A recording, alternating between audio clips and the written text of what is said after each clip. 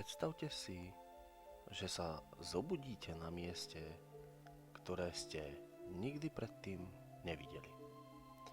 Neviete, ako ste sa tam dostali. Nepamätáte si posledné dni, možno ani roky. A zrazu vám niekto povie, že ste práve prešli portálom do inej dimenzie. Znie to ako zápletka zo Stranger Things? No, podľa niektorých je to len slabý odvar reality. Montauk Project. Montauk Project, meno, ktoré sa pre niektorých rovná dôkazom o najtemnejších experimentoch americkej vlády. Pre iných je to len šialená konšpirácia, ktorá spojila filadelfský experiment, cestovanie v čase a mimozemšťanov do jedného veľkého sci-fi gulášu. Vojenská základňa Camp Hero na Long Islande, miesto, ktoré dodnes priťahuje hľadačov záhad ako svetlo komáre. Ale otázka je jednoduchá. Je to celé výplod fantázie, alebo naozaj americká vláda a armáda skúšala, čo sa stane, keď sa človek rozhodne ohýbať čas a realitu? Najskôr si dáme fakty, aspoň tie, na ktorých sa zhodnú aj skeptici. Camp Hero vznikol počas druhej svetovej vojny ako pobrežná obranná pevnosť.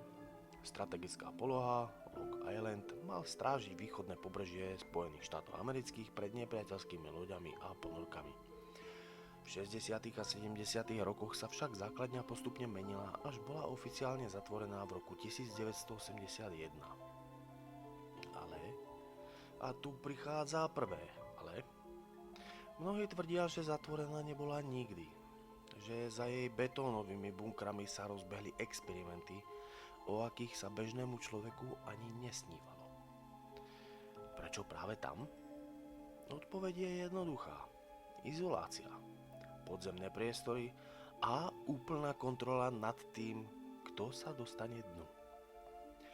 A teraz sa presúvame do Králičej nory. Podľa bývalého pracovníka Prestona Nicholsa, ktorý o Montauk Project napísal niekoľko kníh, prebiehali tu experimenty na ovládanie mysle pomocou špeciálnych elektromagnetických polí. Vraj sa dali dostať do mysle človeka, manipulovať jeho spomienkami alebo dokonca vytvoriť umelé myšlienky. Niektorí dobrovoľníci sa vraj nikdy nevrátili k pôvodnej osobnosti. Iní zmizli úplne. Ale to nie je všetko. Nichols tvrdí, že dokázali otvoriť portály v čase a priestore. Experiment zvaný ako The Time Tunnel vraj posielali ľudí do minulosti aj do budúcnosti.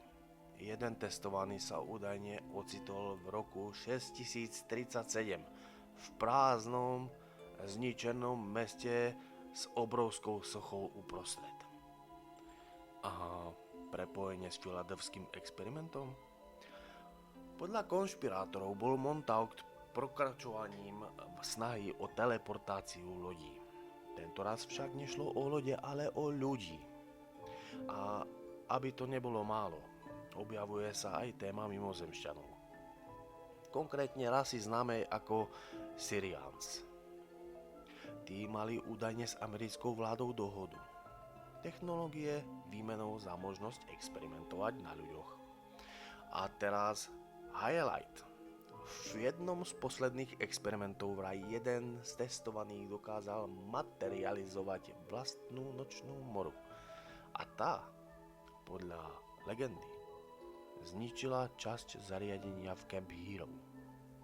To je ten moment, keď aj niektorí fanúšikovia konšpirácií povedia OK, teraz už je to fakt moc. Realisti a historici upozorňujú. Väčšina dôkazov o Montauk Project pochádza od jedného alebo dvoch ľudí, hlavne od Prestona Nicholsa a Alfreda Bielka. Obaja mali zaujímavú minulosť a veľmi nejasné spomienky. Žiadne oficiálne dokumenty, žiadne fotografie, ktoré by niečo potvrdili, iba opakované príbehy. Camp Hero je dnes národný park otvorený pre verejnosť. Áno, nájdete tam starý radar a pár zamknutých dverí. Ale nič, čo by jednoznačne dokazovalo sci-fi experimenty.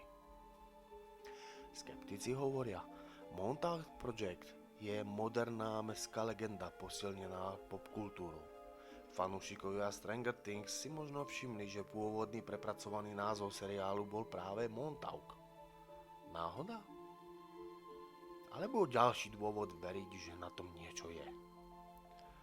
Ak by Montauk Project naozaj existoval, možno by dnes vedeli vymazať spomienky na vaše trápne statusy z Facebooku z roku 2010. Predstava, že si niekto vytvorí portál do roku 6037 a vráti sa so slovami Kamo, tam už to radšej nechajte tak. Keby som mal možnosť cestovať v čase, určite by som šiel do dňa, keď som si kúpil kryptomeny a tentoraz by som ich nepredal. A tak stojíme na križovatke. Na jednej strane fascinujúci príbeh plný sci-fi prvkov, na druhej strane úplný nedostatok dôkazov. Je Montauk Project len skvele napísaná konšpiračná rozprávka? Alebo je to príklad toho, že niektoré tajomstvá vlády sú tak šialené, že by im nikto aj tak neuveril? A čo si myslíte vy? Povedzte mi, keby ste dostali možnosť vstúpiť do portálu a vidieť budúcnosť, išli by ste? A ak áno, vrátili by ste sa?